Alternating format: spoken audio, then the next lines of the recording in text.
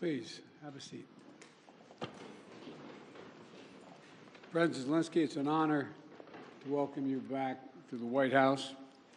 When President Putin launched his brutal total invasion of Ukraine in February of 2022, and Russian tanks rolled over the border toward Kyiv, there were those who thought Ukraine wouldn't survive for a month.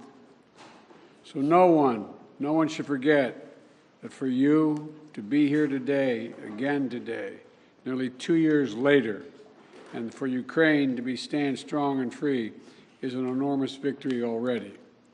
Putin has failed in his effort to subjugate Ukraine.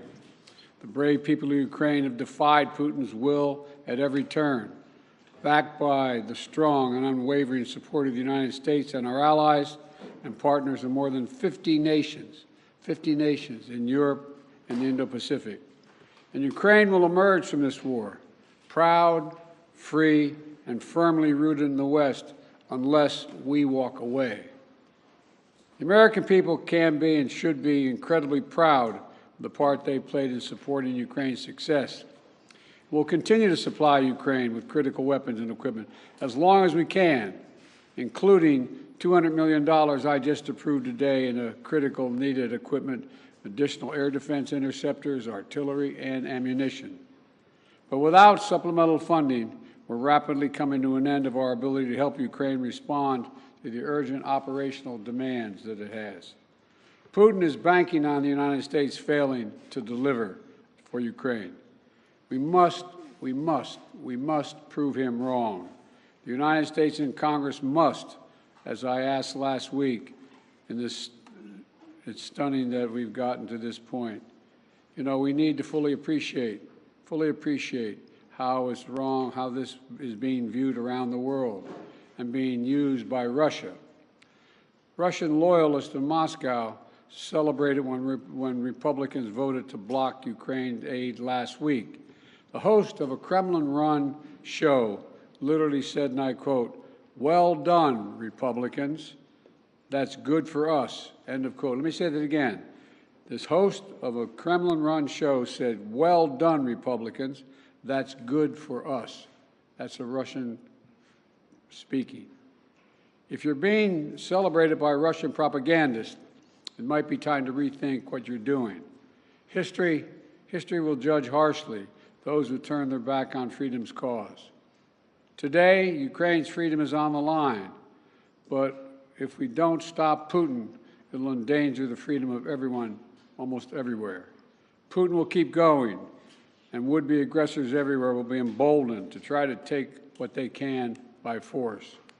Mr. President, I'll not walk away from Ukraine, and neither will the American people. A clear bipartisan majority of people across the United States and in Congress support your country. They understand, as I do, that Ukraine's success and its ability to deter aggression in the future are vital to security for the world at large. And I have repeatedly made clear from our first day in office, we also need Ukraine to make changes to fix the broken immigration system here. We also need Congress to make the changes to fix the broken immigration system here at home. My team is working with Senate Democrats and Republicans to try to find a bipartisan compromise, both in terms of changes in policy and provide the resources we need to secure the border. Compromise is how democracy works, and I'm ready and offered compromise already. Holding Ukraine funding hostage in an attempt to force through an extreme Republican partisan agenda on the border is not how it works. We need real solutions. I also asked Congress for funding for Israel to take on Hamas and confront multiple other threats backed by Iran in the wake of the October 7th assault. National Security Advisor Sullivan will travel to the region this week and meet with the Israeli War Cabinet, as I have met with, to emphasize our commitment to Israel, as well as the need to protect civilian life and ensure more humanitarian assistance flows and reaches into Gaza for Palestinian civilians. Secretary Austin will also travel to the region this week to step up the international efforts to protect the free flow of commerce through the Red Sea. The entire world is watching what we do. So let's show them who we are. America stands for freedom today, tomorrow, and always. America stands against tyranny and against oppression.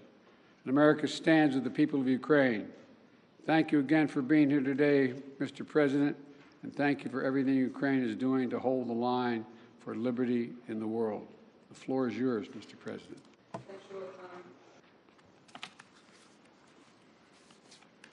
Thank you very much, Mr. President, dear journalists. I'm glad to be here and personally thank you and tell you how Ukraine values what we've achieved together, defending life and freedom. In Ukraine, we are fighting for our country and freedom, and also in Europe, we say for our freedom and yours. And this motto resonates not only in our country, not only in our hearts, not only in Ukraine, but also in Poland and Baltic states, Moldova and others. When freedom is strong in one country, it is strong everywhere. When it burns in one soul, it presents its merits to others. Ukrainians have twice led revolutions this century, defending freedom. For nearly 2 years, we have been in a full-scale war, the biggest since World War II, fighting for freedom. We stand firm, no matter what Putin tries. He hasn't won any victories. Thanks to Ukraine's success in defense, other European nations are safe from the Russian aggression, unlike in the past. Ukraine can now tackle the Russian dictatorship, so our children and other nations won't have to shed their blood and sacrifice lives defending against Russian aggression. We've already made significant progress. We've shown that our courage and partnership are stronger than any Russian hostility. And we've freed 50% of the territories Russia occupied after February 24th. And we won the Black Sea and are reviving our economy. Thanks to maritime exports, Ukraine's 5% economic growth this year proves our effective partnership. And we've shown no Russian missiles can overdo the powerful American Patriot systems. Thank you very much. And even during war, we are reforming our country and strengthening our institutions. Today, President Biden and I discussed how to increase our strength for next year. First, air defense and destroying Russian logistics on Ukraine's land. Mr. President, thank you very much for your supporting us. And in these areas, like our victory in the Black Sea, we aim to win the air battle, crushing Russian air dominance. This will intensify our ground advantages in 2024 with our control of the skies. Who controls the skies controls the war's duration. And today I would like to thank, of course, for yet another significant defense package with our defenders value very much. Second, yesterday I met with American defense company leaders.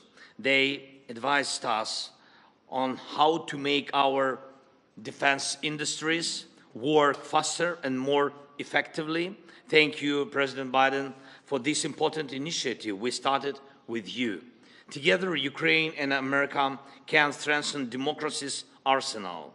And this is vital for other free nations and the US as it involves your companies, technologies, and technology advancement and job creation.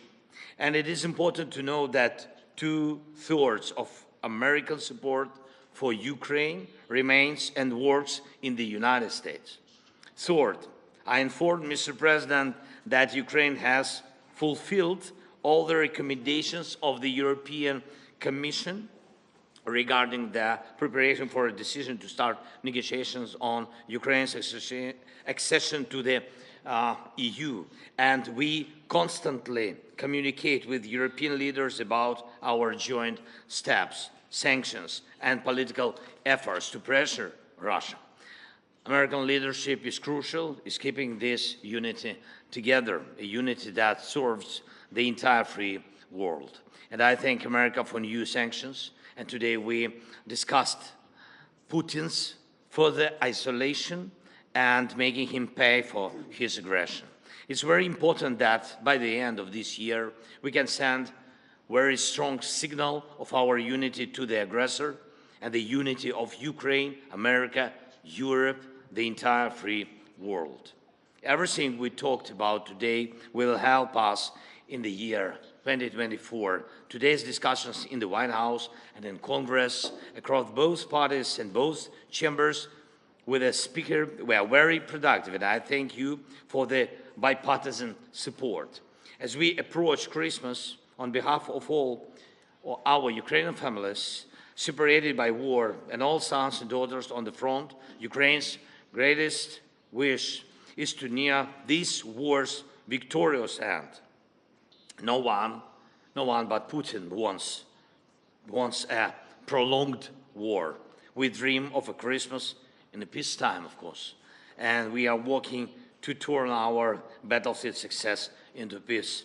And we are heading there together with you, and thanks, of course, to your support. Thank you very much, Mr. President. Thank you, America. Slava Ukraini. Thank you. Look, we're going to alternate asking questions. We're going to ask a total of, each ask 2 questions. And I will ask the first question. I will recognize the first question asker. I'll ask a question, Joel, too. But Danny Kemp.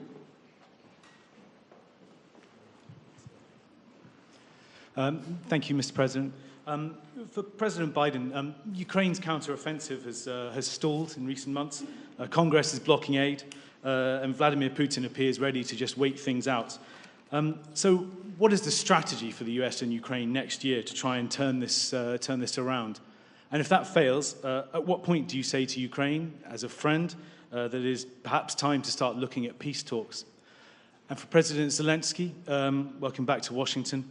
Can I ask you, did you hear what you wanted to hear from Congress and from President Biden? Or are you indeed more worried than when you got here? Thank you very much. Well, let me answer the question first. Let's put this in perspective. Remember how far Ukraine has come. Russia's failed thus far in trying to erase Ukraine from the map and subsume it into Russia. Ukraine has taken back more than 50% of its territory seized since February of 22.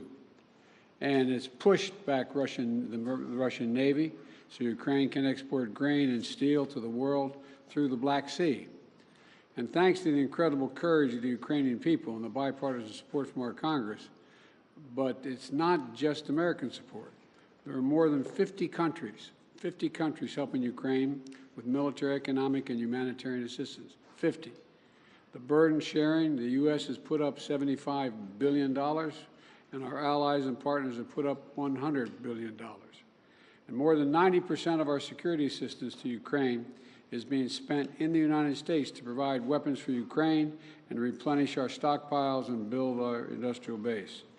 We need to ensure Putin continues to fail in Ukraine and Ukraine to succeed. And the best way for that to do that is to pass the supplemental. Yeah. Can I answer in Ukrainian, please?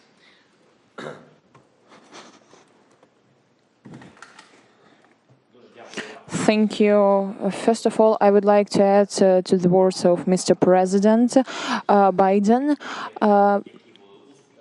about successes. I think that these were not easy successes. Nonetheless, they were quite serious. They were serious steps forward. Indeed, we gained victory on the sea. We destroyed ships of the Russian Federation. We threw the remnants of their fleet to Russian territorial waters.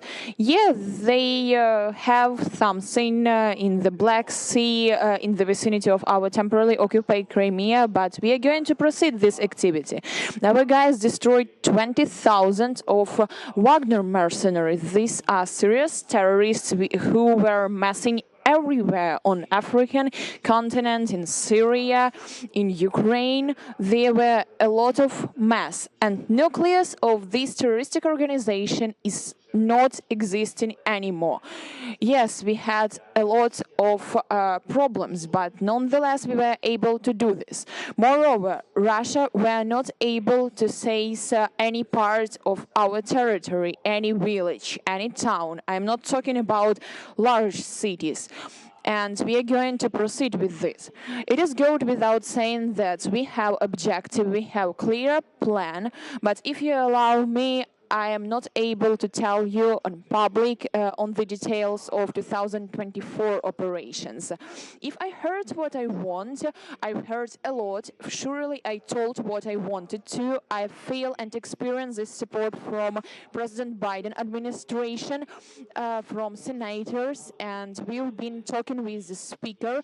I got these signals. They were more than positive, but we know that we have to separate words and particular result. Therefore, we will count on particular result. Thank you. Your turn to ask a question. Yeah, sorry. Телеканал Інтер, будь ласка. Inter, please. Thank you for taking my question. Ukrainian television news correspondent. Український кореспондент. Дуже багато республіканців сумніваються, що Україна може виграти цю війну. Україна повинна віддати певні території, щоб Such a step to cede the territories to stop fighting. And Mr. Biden, could you please clarify the policy and of your administration, the strategy of your administration on Ukraine? Is it about helping the country to defend itself or to win the war?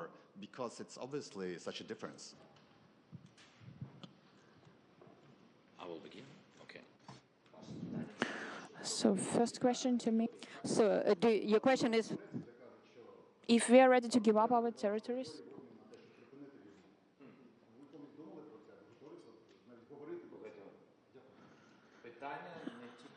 The question is not only about our words or thoughts.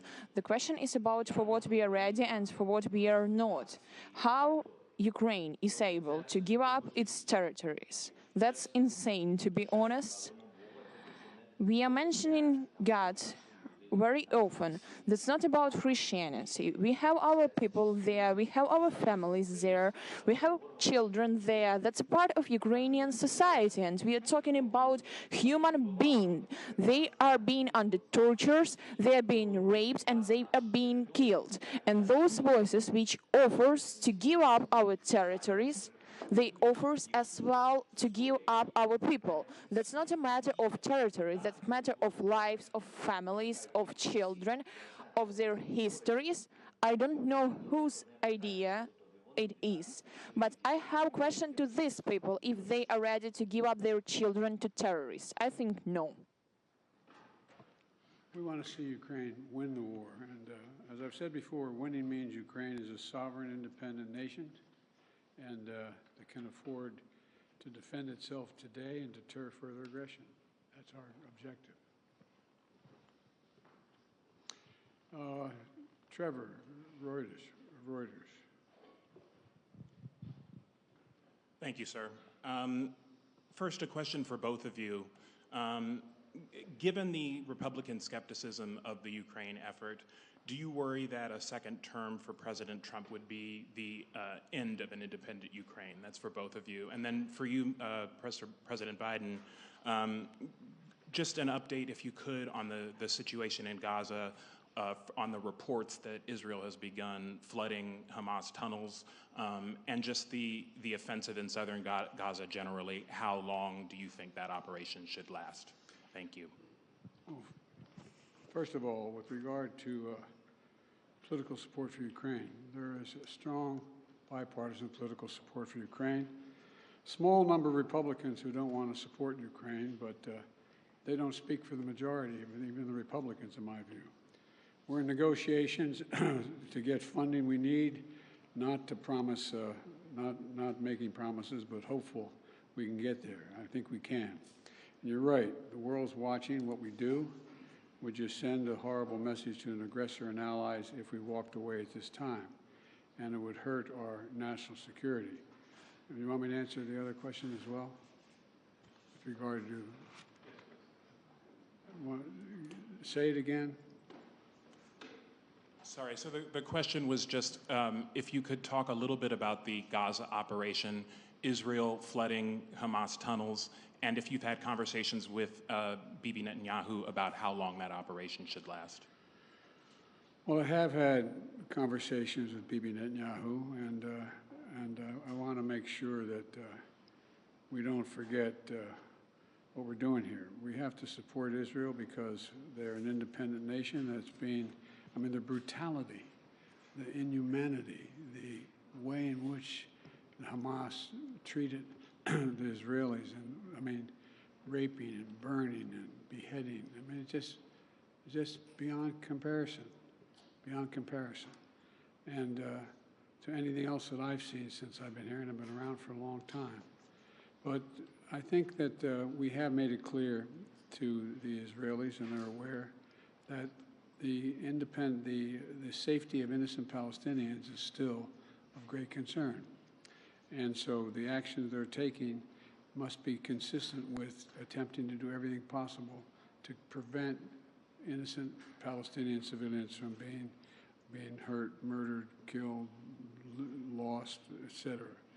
And look, it doesn't lessen their responsibility going after Hamas to innocent Palestinians and Hamas.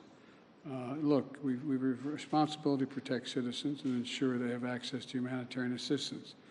That's why I've worked so hard with our Arab friends as well as the Israelis to get humanitarian assistance into Israel, literally getting up to 140 trucks loaded with gear, loaded with food, loaded with everything that is needed by the Palestinians, including fuel. So, you know, Israel has stated its intent to fulfill these responsibilities. It's very difficult. With regard to the flooding of the tunnels, there is assertions being made that there's quite sure there are no hostages in any of these tunnels, but I don't know that for a fact. I do know that, though, every civilian death is an absolute tragedy, and Israel stated its intent, as I said, to match its words with its intent with actions. That's why I was talking about today.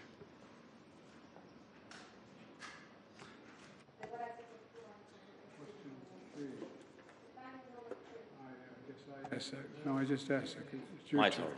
turn. Your turn. Якщо So, addressing your question very quickly, I've been talking a lot with representatives of both parties. Both Democrats and Republicans proved full-pledged support.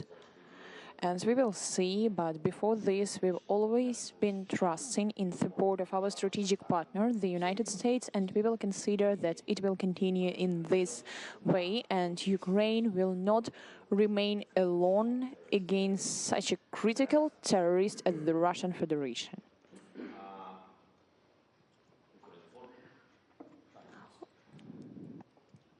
Thank you so much. My name is Yaroslav Dovopol, Ukrinform News Agency, Ukraine. Next summer, the United States will host an anniversary NATO summit in Washington, D.C., which raises a lot of hope, especially for Ukraine. President Zeleensky, what does the Ukrainian side expect from this summit? And do you hope to hear direct invitation for Ukraine to join the alliance? And President Biden, under what conditions is the United States ready to support the initiative of inviting Ukraine to be member of NATO? Thank you.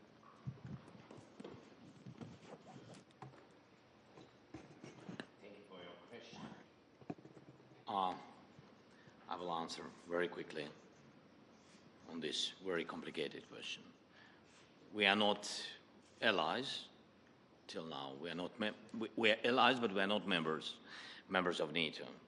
So that's why I think I will pass this question to our big friend, President Biden. Well, look,